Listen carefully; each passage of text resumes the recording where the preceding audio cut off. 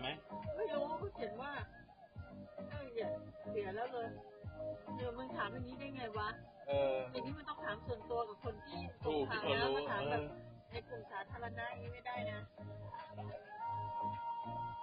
แล้วก็ไม่มีคนตอบก็ยังไม่เสียคือเขาไม่เสียแล้วใจไงวะเนี่ยไม่ดีอ่ะ